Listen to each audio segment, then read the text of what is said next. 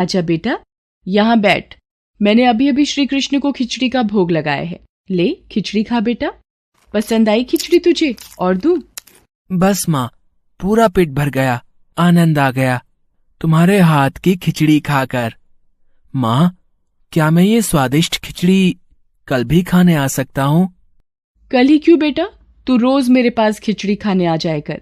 कर्माबाई की कुटिया में उस बालक के रूप में स्वयं भगवान जगन्नाथ खिचड़ी खाने पधारे थे और अब रोजाना कर्माबाई जब भगवान कृष्ण को खिचड़ी का भोग लगाती, थोड़ी देर बाद वो बालक भी खिचड़ी खाने आ जाता।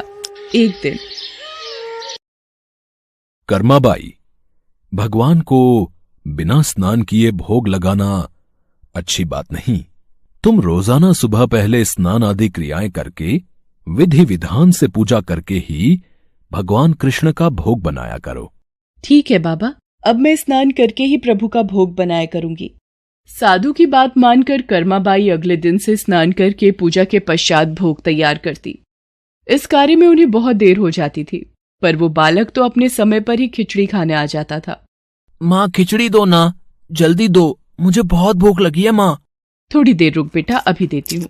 अब तो बालक रूपी भगवान जगन्नाथ जल्दी जल्दी खिचड़ी खाकर बिना हाथ मुंह साफ किए भाग जाते थे।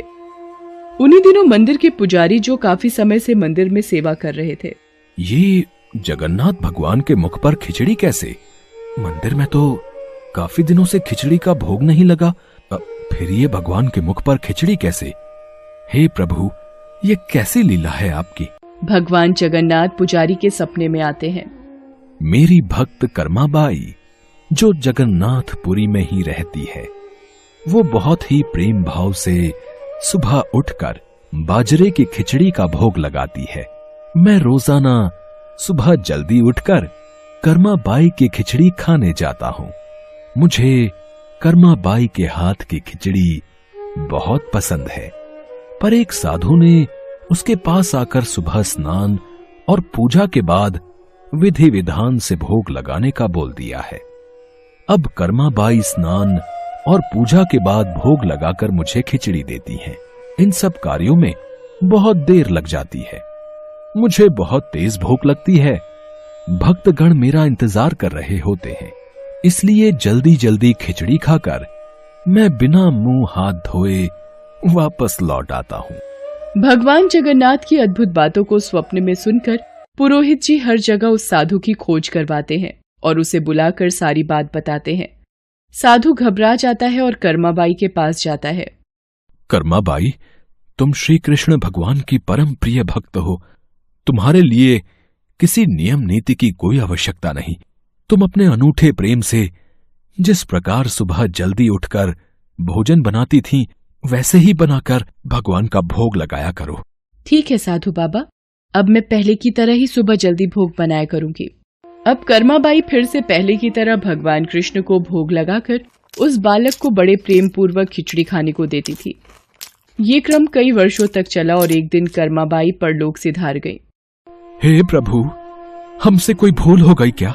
आज आपके नैनों से अश्रुधारा कैसी प्रभु? हे भगवान जगन्नाथ, क्या अपराध हुआ हमसे जो अब दुखी हुए प्रभु?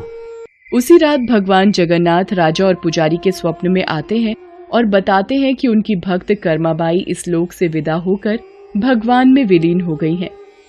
अब उन्हें सुबह सवेरे बाजरे की खिचड़ी कौन खिलाएगा, यही उन्हें दुख है। अगले दिन पुजारी जी, जो स्वप्न आपने देखा वही स्वप्न मुझे दिखाई दिया। भगवान जगन्नाथ की प्रिय भक्त कर्माबाई अब इस लोक से विदा हो गई है। मैं चाहता हूँ आज से हर सुबह भगवान जगन्नाथ को कर्माबाई के नाम से बनाई बाजरे की खिचड़ी का भोग लगा करेगा, जिससे भगवान को कर्माबाई की कमी न महसूस हो। जी महाराज, अब से ऐसा ही होगा। उस दिन के बाद से कहते हैं कि भगवान जगन्नाथ को हर सुबह बाजरे की खिचड़ी का भोग लगाया जाता है। कर्माबाई के नाम की बाजरे की खिचड़ी के भोग से आज भी इस प्रथा को निभाया जा रहा है।